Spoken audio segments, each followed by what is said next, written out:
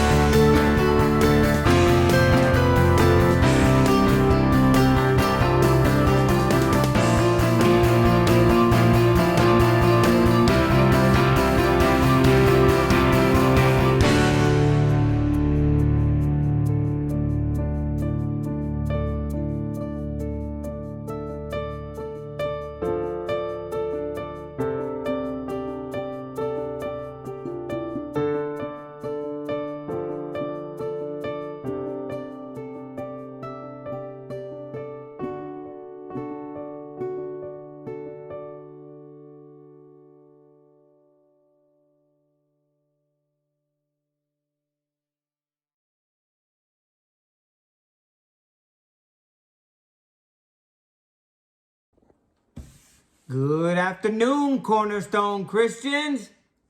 Hi, guys. My name is Chris Hopper, and I am a recovering all-aholic, which means I like everything. And I'm Brandy Hopper, recovering addict as well. You see, it's been a long time since I can go back to school, back when we was doing the DARE program and the Just Say No to Drugs programs. But I can remember some officers bringing in bunches of showcases of weird stuff that I didn't know nothing about. And it kind of drugged me into wanting to find out more about those things. So I don't want to focus on all of the different types and specific drugs that there are and show you in dangle bags and all of that weird stuff in your face. But I did want to make this little video today to give you an insight and just let you kind of see what it looks like when people become addicts and where they end up when they get into addiction.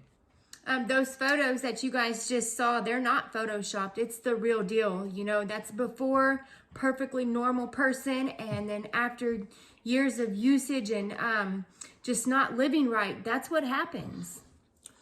It's an escalation. It's a process, right? I know that getting in recovery is a hard thing, but getting in addiction is pretty easy because it starts with something, you know, a hit, a drink. It just starts with one. Just trying to fit in with the crowd, or just trying to be a kid. You know, it's everywhere nowadays. You don't have to look real hard for it.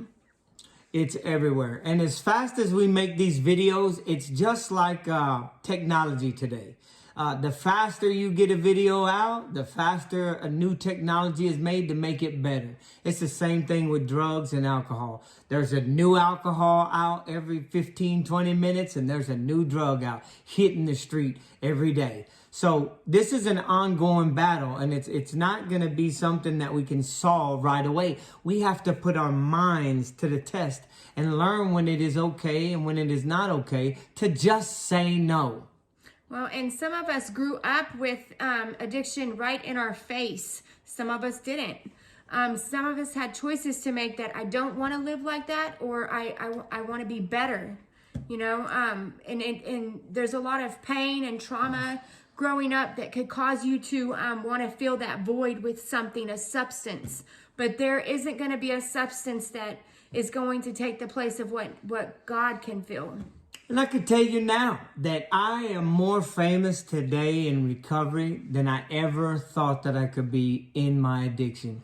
You know, I sought after addiction because I wanted that recognition. I wanted to feel like I was important to people. I wanted to feel like I was making a difference, to make people laugh. And, you know, I just wanted to be the life of the party. And, you know, as a result of that, I ended up, I have a whole lot of headbutts that hopefully someday I can come in person and maybe we can discuss some of those things. Because as you can see, I'm a collection of how I was raised. So everything that I have learned throughout my life was a result of my upbringing. Either my family showed it to me, or I indulged in the friends, or there's probably some of you right now that could look around or could just think about some people that are in your friendship, in your circle, that may be not that good of an influence on you. And if so, today is a day when we stand up and we say, oh no, not no more. Yeah, and you got to be the difference, the leader. Maybe that person needs you to support them and say, no, let's not do that. Because the end is all the same. Jails, institutions, and deaths may not happen today, may not happen tomorrow, but the ends will always be the same. You know, we are a result of how we think. And our mental mind frames can put us in good spots or can put us in bad spots. If we're focusing on the bad, then of course we're going to keep going down that bad thinking path. And of course, if we pray, we meditate, and we think about God, and we add God into this equation, then usually good orderly direction comes out of that. So if I'm seeking good in my life, well, good usually comes of it. And, you know, we're here today to tell you that you don't have to stay strapped in this mental frame, you know, in this mental frame of mind of giving up, of having to be accepted. You know, I gave all that up. My wife gave all that up. And today, I'll promise you that 11 years in recovery, 11 years of sober for me today. And I am probably more known, not only in this town, but around, the circle goes quite a ways.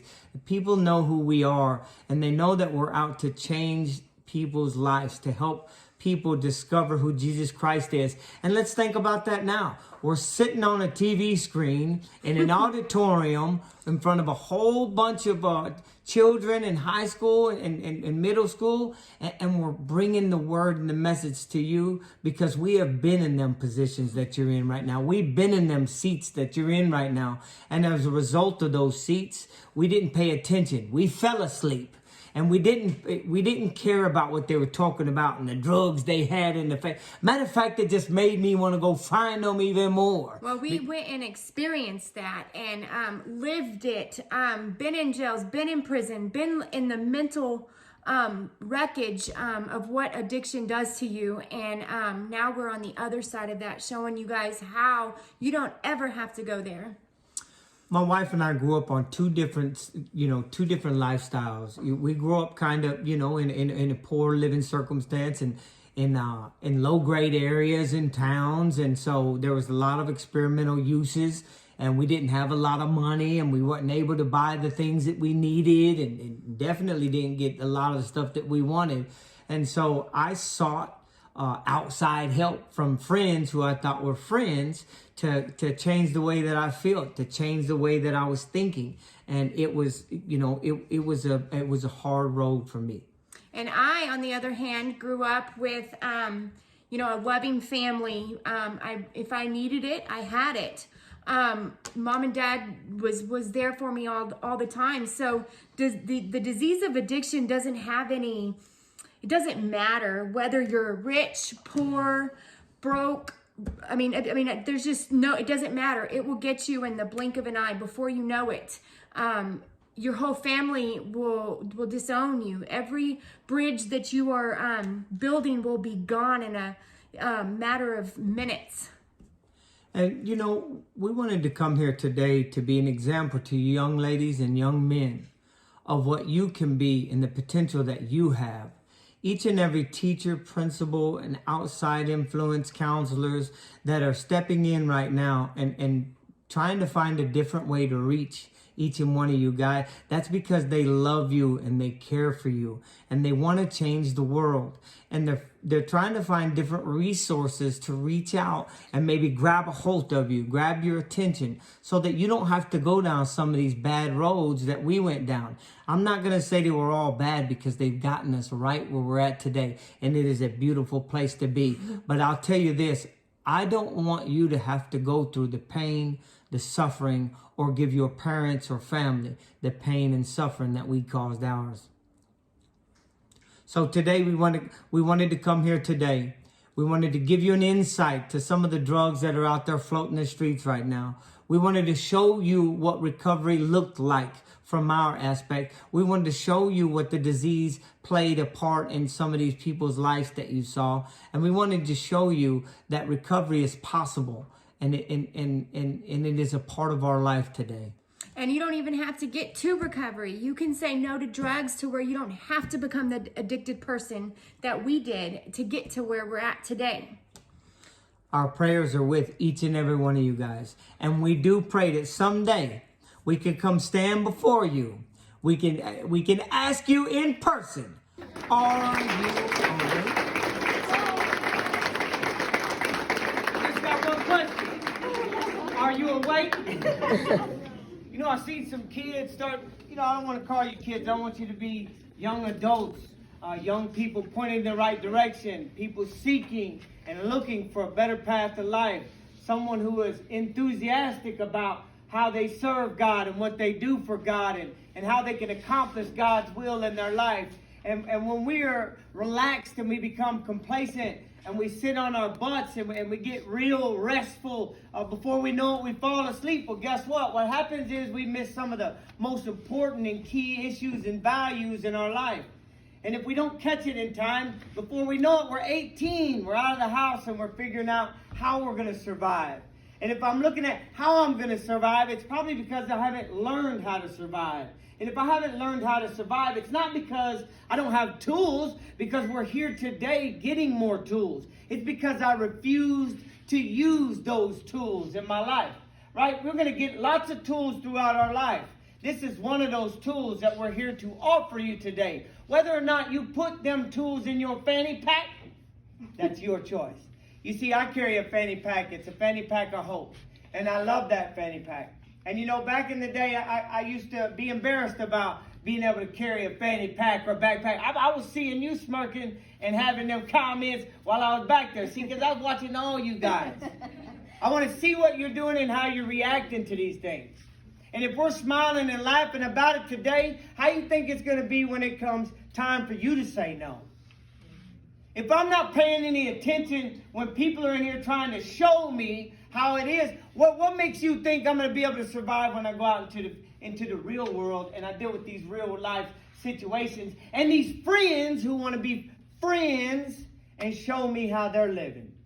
You see, because this school may be protected and you may be in a circle, in a little bubble, but guess what? The world's out there and we're real inquisitive and we're real wonderful. We want to know what life's about. We want to see what things are going on. We want to talk to people. We just want to tempt ourselves sometimes. Why? I have no clue. But I did it. You see, and whenever I got tempted, I chose to go down that road. And as a result of that, as a consequence of that, I had to face the music, right? How many people have heard that in here? Face the music. Yeah, I see some hands. Raise your hand up. Are y'all That's awake? right.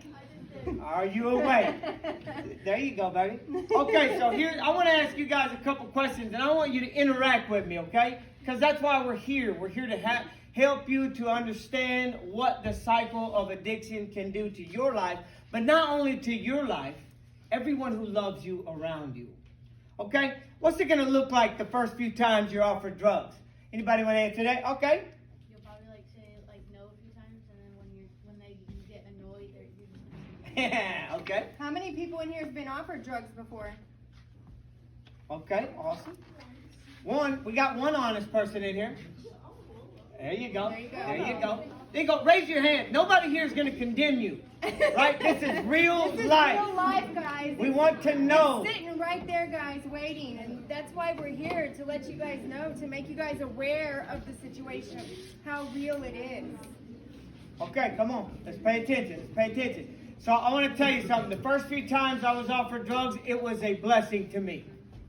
I felt like it was a blessing to me because my life was so miserable. The way that I was raised, the way that my parents taught me to live. You see, they didn't understand much about life either. See, sometimes our parents don't really understand how to live life themselves. And that's okay, because that's why we come here and we learn how to live, how to say no, and how to learn and how to appreciate when we know things are not the right way. Right? I accept my parents for how they raised me. And I appreciate because they did the best they could with what they had. And you see, I have a brother too who chose to not go down the road that I chose to go down. We both lived in the same misery, but he chose not to use and drink. Why? Well, probably because he was listening to people in school when they said, don't use drugs. Just say no. And he got to watch me, my dad, and my mom all suffer from the disease. And you know, today, my brother, by the grace of God, I have my brother. Because if it wasn't for him, I probably wouldn't be here today. So I'm very grateful for that. And you're probably going to want to fit in when somebody asks you to use drugs. If you're not equipped with what to say and how to say it, it's just going to be the next right thing to do is, oh, I wonder what that's going to do. Or I wonder how that's going to make me feel. And I was inquisitive. I was a freshman in high school, and I wanted to know how it was going to make me feel. And if I started hanging out with that crowd, I'd be more looked at, or, I'd be more popular. And that is not a way to get recognition. To say no is going to be the way to get recognition. And I'm here, we're here to tell you why. You've been offered drugs before. You've seen drugs in your life, and some may have chose to or may have chose not to. Or maybe you haven't been there yet. I like that, right? I like that. But what are we going to do when we come up to that? You see, because we think about God, and it's a real simple slogan that we use in recovery, and it's called good, orderly direction, right? It's like the Bible. People break it down as basic instructions before leaving earth. Well, the acronym for God would be good, orderly direction. And I can tell you this, that if somebody offers me drugs, if someone offers you drugs, is it good, orderly directions to use them drugs? No. So that's a God thing, right? So it's easy. We can simplify it. We can make it real simple. Is this something that God, but who knows the saying, what would Jesus do? Okay, everybody in here can raise their hand, right? Because they know. So that's something I need to ask myself. What would God do? Is this good, orderly direction? What would Jesus do? And if you can answer yourself with the honest no or yes, then live by that. Okay? Another question. What are the popular kind of drugs out there today? Anybody and everybody. Raise your hand and just spit it out. Marijuana. Woo! You hear that chaos? Awesome. Okay. So I wanted you to hear that chaos. Because that's exactly what happens. All right, listen, that's good enough. When you start getting into that life, into addiction, whether it be fentanyl, marijuana, alcohol, inhalants, vaping, anything that comes with that, all you're going to hear is what you heard now. A bunch of noise. Chaos. And it just gets louder the more you do it. And louder and louder. And I'm going to tell you that there's a bunch of basic forms. I'm not going to stand up here and put any one drug on a pedestal. Because they're all just a form to go to another form, to go to another form, because they're never good enough. Why? Because I'm hiding from some reality. That's why I'm doing it. Either my pain in life is so bad that I have to resort to that, or I seek help through counselors, through programs, through some kind of self-help program that can help me understand how to deal with myself in the way that I think. Because my problem is usually the way that I think. The drugs and the alcohol are just a way for me to deal with it. Y'all understand that? Who in here has problems? Oh my God! But I guarantee you, all right, I guarantee you everybody in here is not using drugs to deal with those problems. So if I don't have to use drugs or alcohol to deal with those problems today, do I ever have to use drugs and alcohol to deal with any of my problems? No. I do not. What should I do? Use Jesus. Raise your hand. Raise your hand. I want to hear some good feedback, okay? Read the Bible. Read the Bible. Good one. Pray. Pray. Pray. Like go on like a. Oh shoot! I forgot what I was gonna That's okay. say. Go to a counselor. Counselor. Devotional. Talk to God for a good and Talk to God. Parents. Parents. Yes. Go to church. Go to church. Help. Help.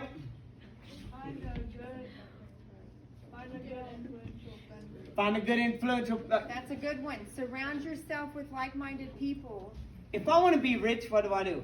Be around rich people. Oh, yeah! Successful, what do I do? Go around social. Yes. Right. Okay, all right, good job. If I want to be spiritually rich, all right, come on, look, come on. I appreciate you're not asleep, but now let's pay attention. If you want to be successful, you hang around with successful people. You want to be rich, you hang around rich people. You want to be spiritually blessed, you hang around spiritually blessed people. If you want to do things, you hang around people doing good things, talking great things. I'll tell you this, it don't have to be drugs and alcohol. But if you are talking negative to me for too long and you do not accept Christ, and I do not get to you through my positivity, well, eventually I just stop talking to you. Because what happens is you become infectious to my spirit. If I cannot help you, someone out there can. Why is your eyes so big? I'm listening. I want you to grab a hold of me. I want to grab a hold of you. I want to be the inspiration that somebody needs. I want to be the help. Who said help? That's a big word, ain't it? What does help mean? That's right. It means it's a big word. It's a big picture. The small picture is I'm having trouble in my life. The big picture is all the help that I have to go get it. Not the way that I get away from it. How would I get away from it? Running away from home. Using and not alcohol and asking drugs. for help, letting pride come in and not asking, thinking that you have it on your own. I ran away at 13 years old. I did my first prison term at 13. This is a result of me making the wrong decision and not following good orderly direction. Okay? Because I always thought that I would deal with life by not dealing with it. And I had to spend some nights out in the cold. It's cold nights right now. I found a storage building in the back of somebody's room at the back of somebody's abandoned house, and I put wood in a trash can, and I put that trash can in that storage building, and I poked a hole in the top of the ceiling so I didn't freeze to death. All because I didn't want to go home and deal with life. You see, I didn't reach out. I didn't look for that help. I didn't try to find how to get help with what I was going through. All I knew was to run. And then whenever I got out of prison as a kid, I just kept running. And how did I do that? By using and abusing drugs and alcohol. That is a form of running away. You see, when people resort to drugs and alcohol, all we're doing is running away. Not facing life on life's terms. We're never going to accomplish nothing by running away.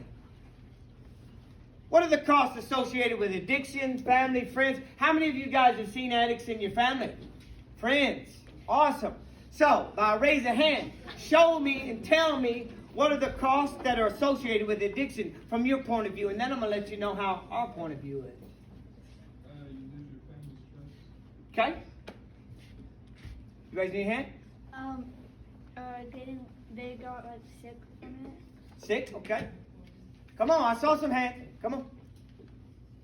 That they became like more angry. More angry. I like that. Go ahead. But they started to get a little more grumpier and they started to use it more and more. Awesome. Okay. They didn't seem the same. Okay, go ahead. They became extremely aggressive. Okay, help. Want it more and more.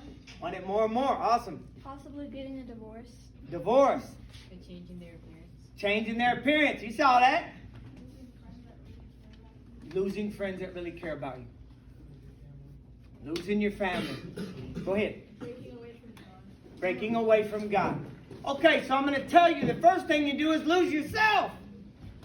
Bye-bye. And you don't even realize it. It's not about the rest. That comes with it. You got to think about, when did this exist? When did this temptation exist? See, because we're all becoming tempted. We see this as a temptation. Well, we started temptation back in Adam and Eve days, right? And as a result of that, sin exists today. So, if we are tempted, what can happen? We tempt, we fall, we get into addiction, we lose our family.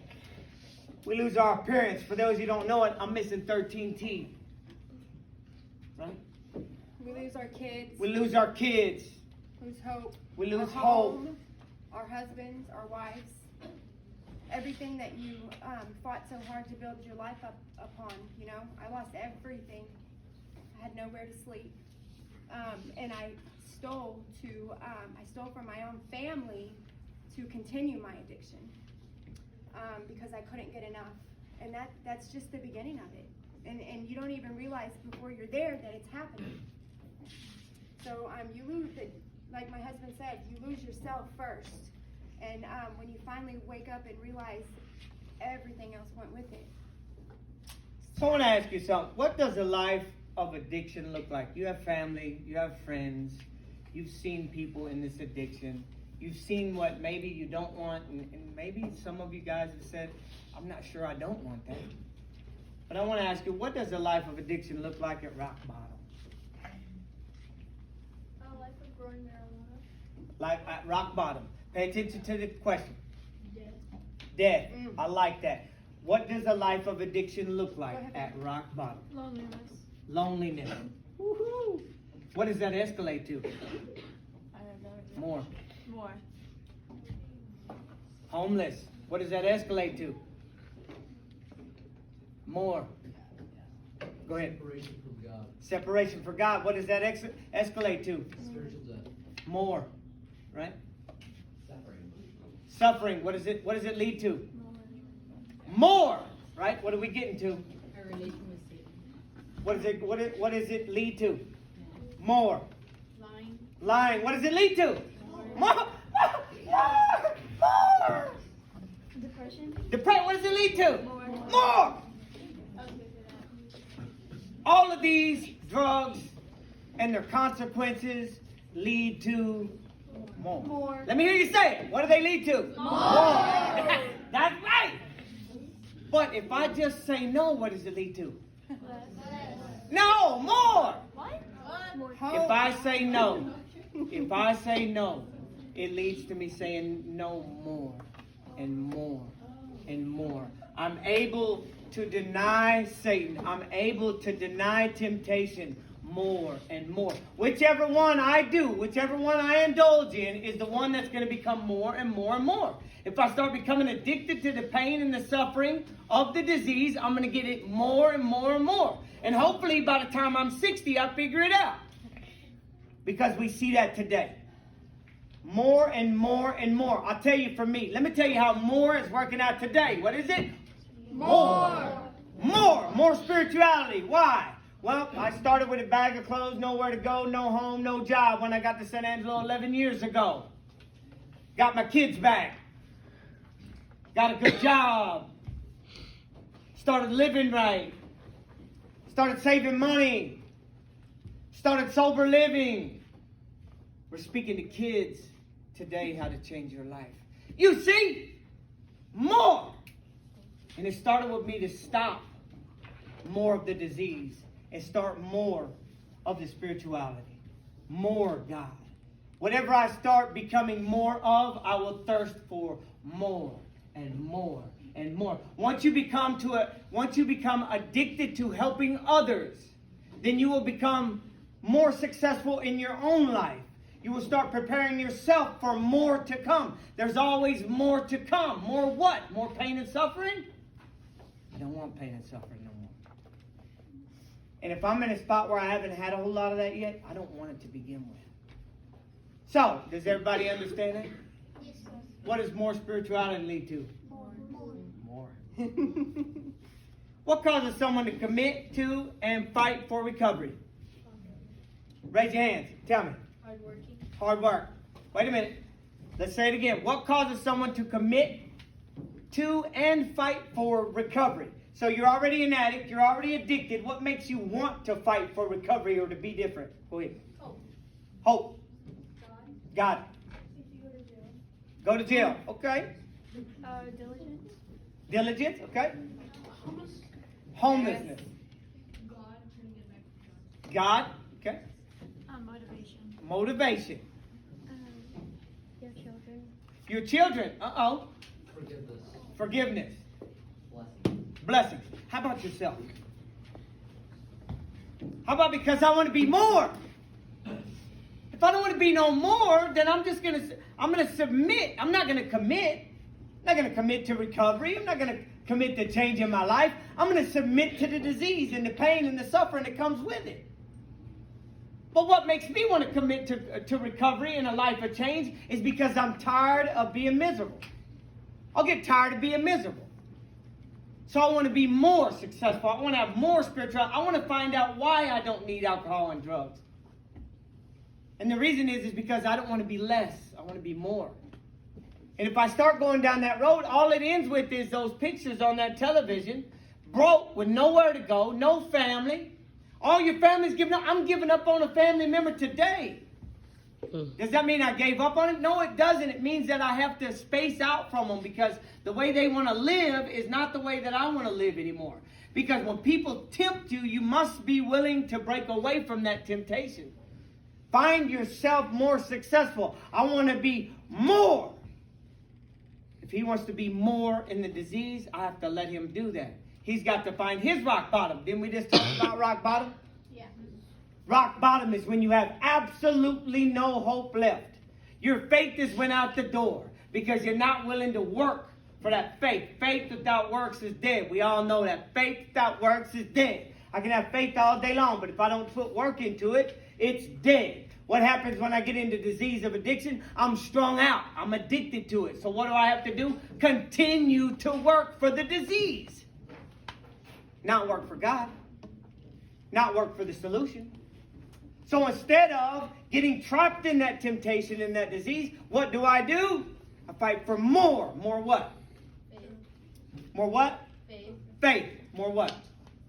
Come on, participate. Come on. Work. God. Everybody says God when they understand, but when you need to know what to grab a hold of when it's time to grab a hold of it. God, or good orderly direction. Right? God, good orderly direction. It's that simple. God, or good orderly direction. What does recovery look like? Raise a hand. Tell me what recovery means and what it looks like. Success. Success, okay? Good health. Health, okay? Come on, you guys are older than these guys. They're coming up with answers, and you guys are older and more intelligent with more years and experience. Come on. What do you got? Life, okay. Saying no, just saying yes. Okay? Repentance, okay? I feel like we're not listening. What does recovery look like? Repentance, what does it look like? What does that look like? I'm in addiction. I've seen some addiction. Now what does it look like to get that help? How do I find that more? Time? Okay.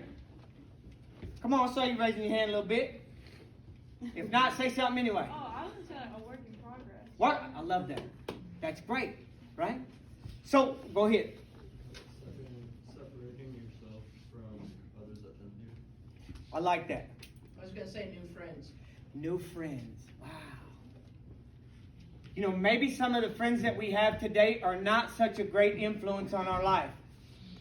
Maybe the person that's speaking negative to me or is helping me be annoyance to the teacher or is playing with me and horse playing with me in class all the time or who doesn't respect my boundaries, which hopefully everybody in here knows what a boundary is. It's when I tell you, don't do this no more, and if you do, that means we're not friends because you're not respecting my boundary.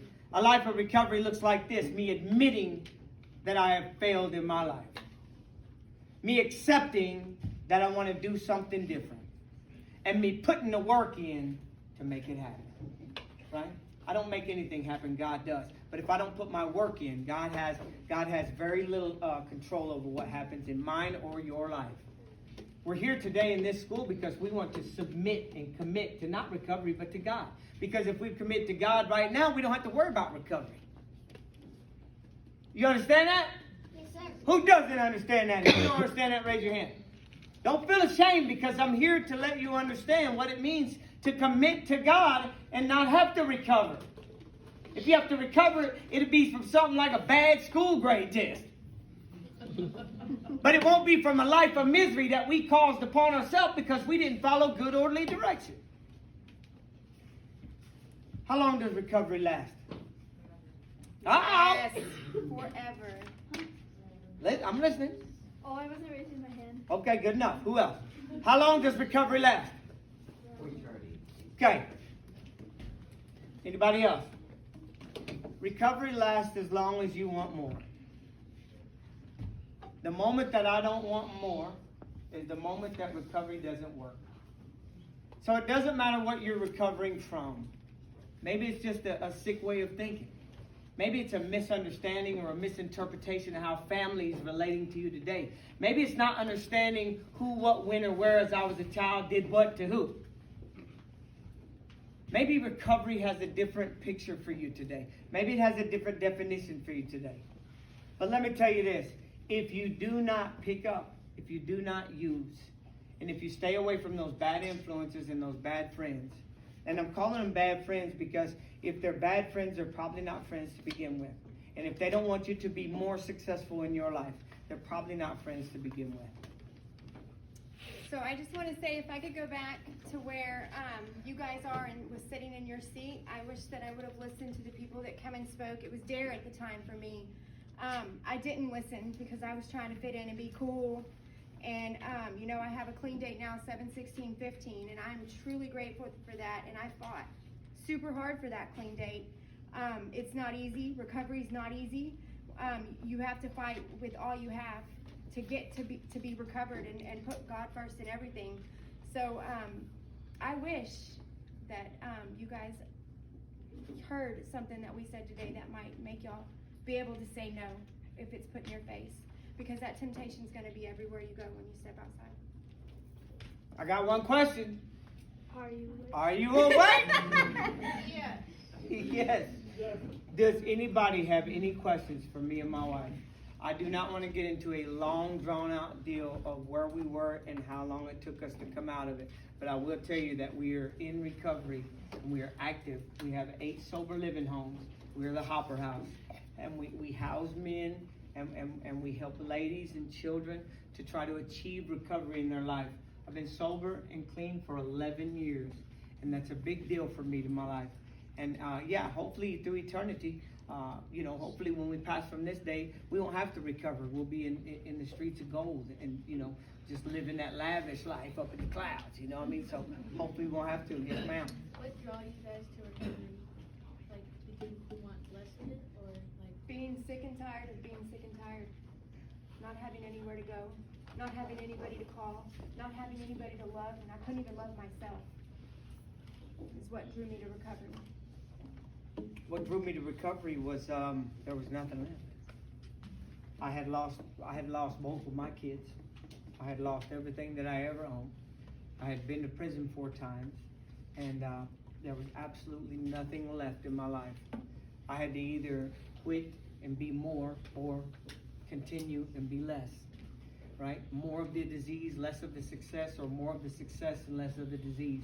And today, I'm so grateful that I did that, because I made a choice for myself.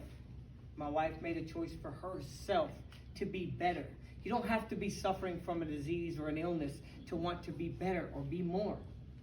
You just have to walk out of here today and want to be more. Be the example to your friends. Be the example to your family. Let them see God's light through you. If you're going home to a place that's a little troublesome, take the light of God in there. You may be the only light of God that someone sees today. You may be the face of Jesus that nobody gets the chance to see. And I don't know about you, but that's what I want in my life. Anybody else? Okay? What do you recommend doing if you know someone that's going through an addiction or something? What do I suggest to do? Well, for one thing, if I'm that person, I'm reaching out.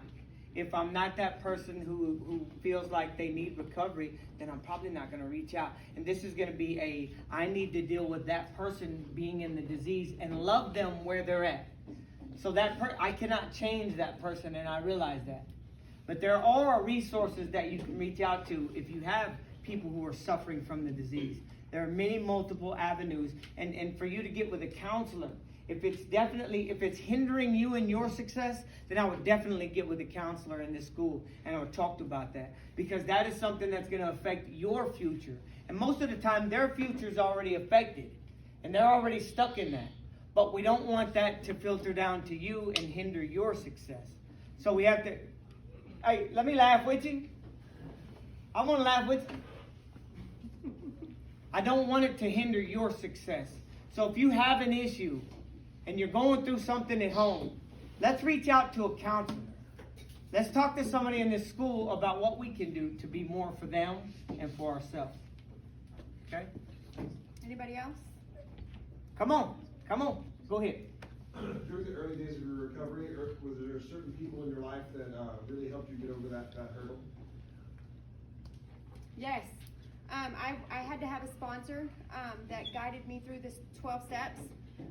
And I surrounded myself with people in recovery, because those old people, my old friends, they never called me when I was in jail.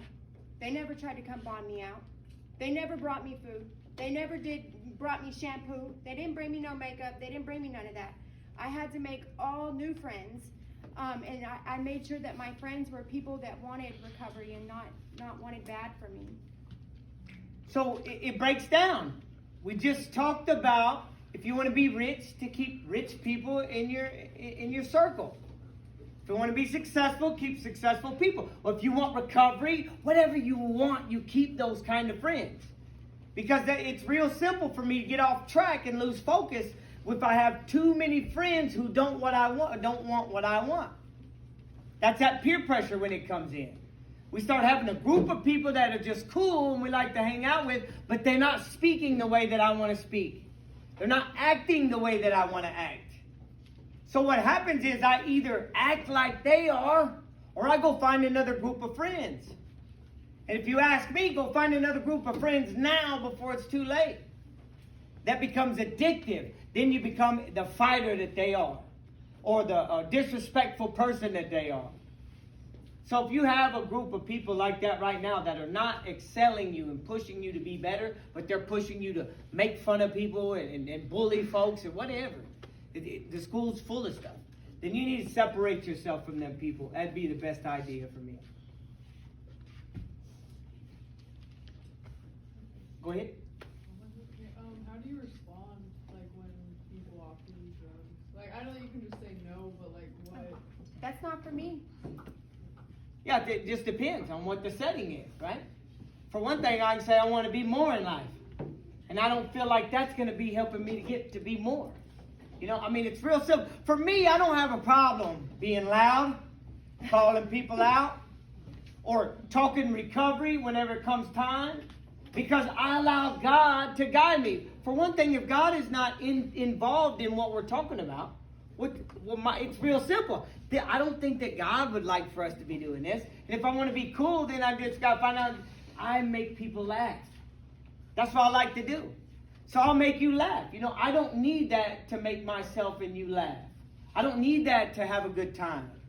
I don't need that to feel accepted. I don't need that to be on a lot of people.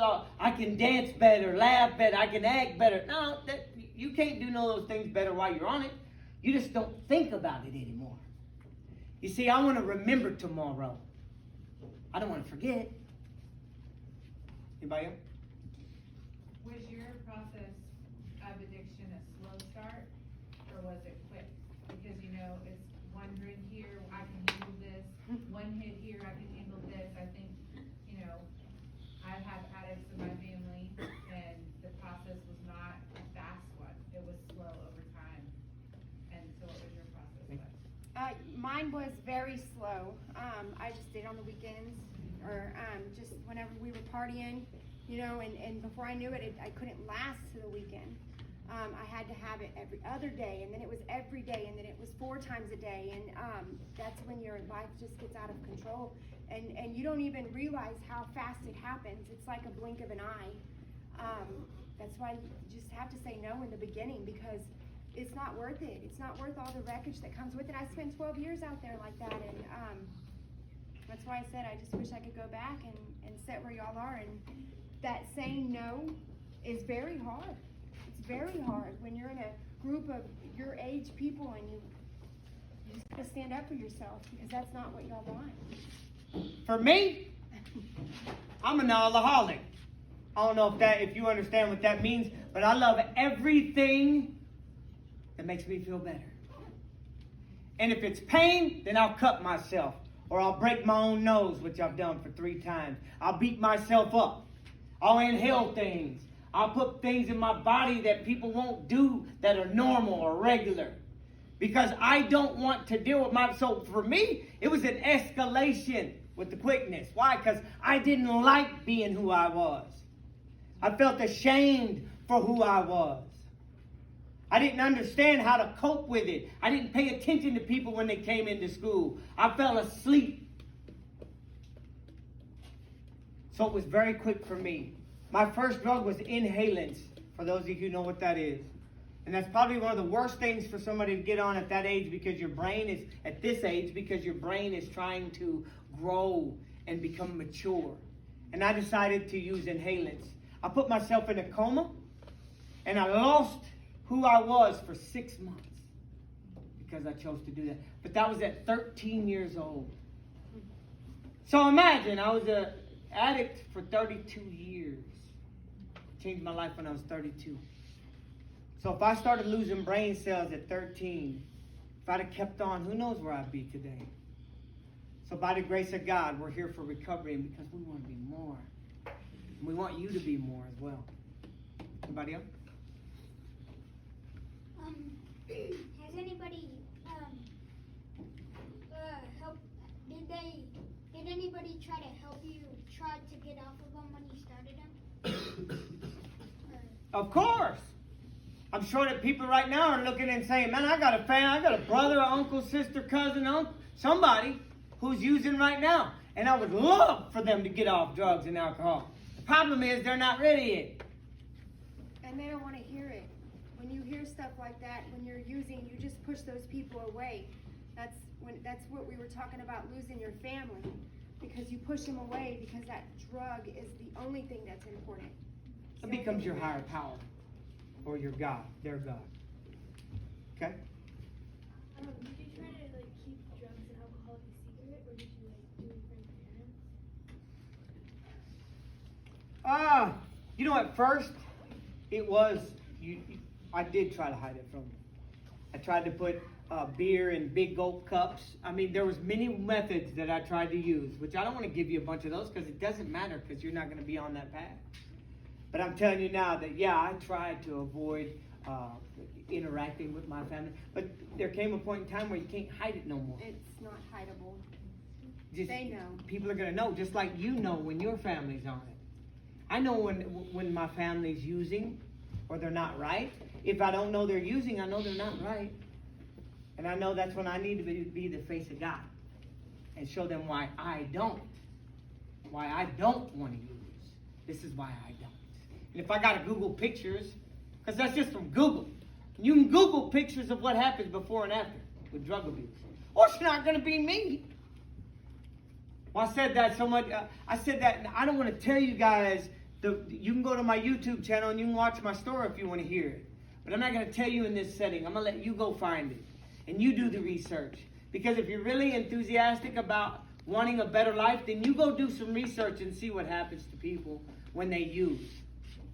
On the video, I saw people with like scratches Mm-hmm. on their legs. Were they like crashing into cars on purpose to beat themselves up? Nope, that is a drug.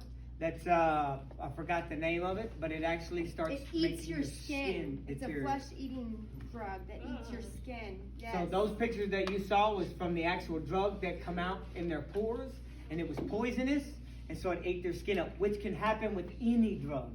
If it infects your nervous system and it gets into your blood, and then you start sweating, well, all that stuff's coming, all them poisons and toxins are coming out of your body. Did you get influenced by your friends, or did your friends not want you to do it? I was influenced by my parents. And I was influenced by my friends. My parents didn't know they was influencing me because they didn't know no better. Or maybe they did. I don't know. But I know that doesn't matter to me today because I chose to be the alcoholic drug addict. That's where if I would have known to let them be who they are and me become who I wanted to become, then I would have never got into addiction. But see, just because I seen them do it, I thought, wait, it might be a good idea. But I started inhalants because I saw them doing something else, right? I didn't understand to put it all together that it was all the same thing. It didn't matter what it was, right? They used this and this, so I thought if I use this and this, then I won't be the same as them.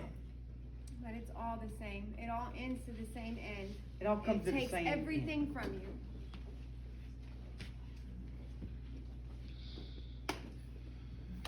So that's a little bit different, huh?